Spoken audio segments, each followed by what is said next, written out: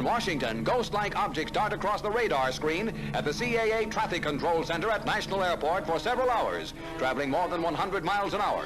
Air Force jet fighters spend several hours chasing the objects plotted on the radar scope. Something else is out there. There's something else out there, okay. Of all the banks and braes of bonny Scotland, none holds more fascination than the murky waters of Loch Ness. Tell me, do you think there is life on other planets? Well, I'm not quite sure, but I suppose there would be. No, he seems definite. You seem Definitely. definite about it. How do you see this life and where? Oh, I've seen a flying saucer. Blackwater Media presents Darkfall. Real-life encounters with the paranormal and the unexplained.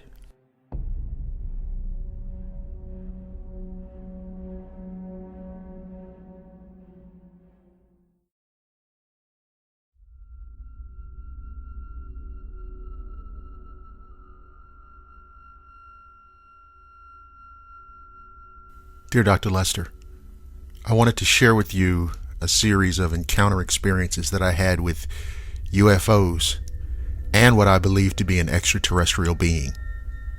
It was June 21st, 2017, between about 4 and 5 p.m. in Austin, Texas. I saw a fleet of strange objects floating across the sky. It was a normal, hot Texas afternoon with a few clouds in the sky. I was sitting on a chair on my balcony reading. I had a beautiful view above the trees over a green belt and had about a 180-degree view. All of a sudden I felt that I would see objects, UFOs coming into my field of vision from the right, and as they did, and I somehow knew how they would look.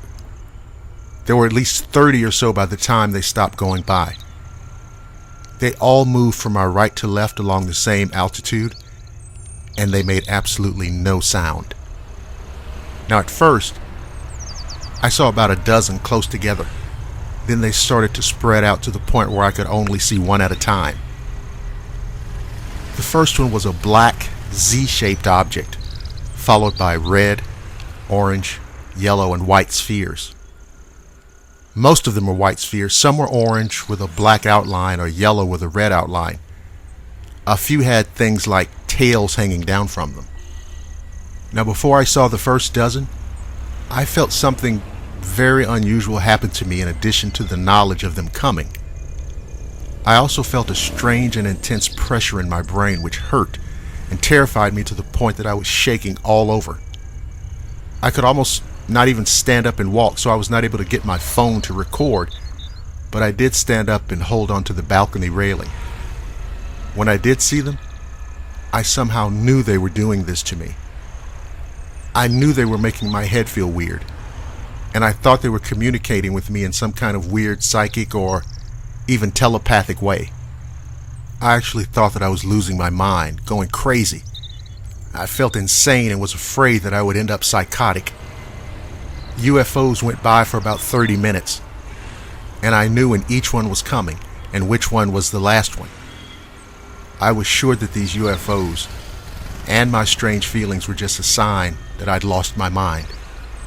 After the last of the UFOs went by, I began to feel better. The pressure and the strange feelings in my head went away, but I was still very afraid. I immediately wrote about what happened. I felt like I should report what I saw, and I checked the news because it was broad daylight near heavy traffic on a weekday. If I'd seen them, wouldn't most of the city have also been able to see them? But there was nothing on the news, and I didn't know what to do. I looked for websites where people report UFO sightings, but I didn't end up making any kind of report. I think that's because I was so terrified and overwhelmed.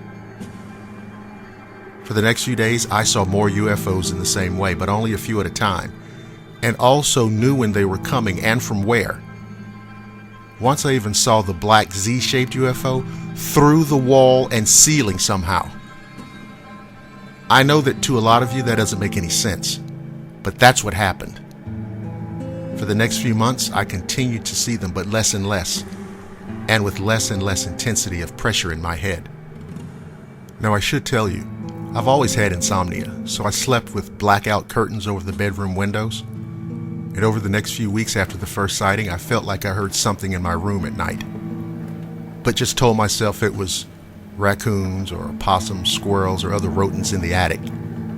Strangely, I also noticed what looked like balls of lint near my pillow. At first I thought it was just lint from the dryer or from the air vents. They looked like lint from the dryer that somehow rolled into little balls of varying sizes. I finally started sleeping with the blackout curtains open because I kept hearing something which was in the room, not in the attic, and became more and more frightened. One night, I woke up and felt a presence to my left, and although it was dark, there was enough light for me to see what looked like a giant humanoid-looking praying mantis thing just standing there staring at me. I thought to myself, what the fuck is happening? I could hear it breathing, but for some reason, I didn't feel threatened or afraid. It almost felt protective, but I also felt like maybe it was controlling me, controlling how I felt about it, like maybe it made me feel like it wasn't a threat. I didn't know how to feel about it, but it did scare the hell out of me. Thankfully, I never saw it again. For a long time, I didn't know what to do, and I felt like I couldn't tell anyone.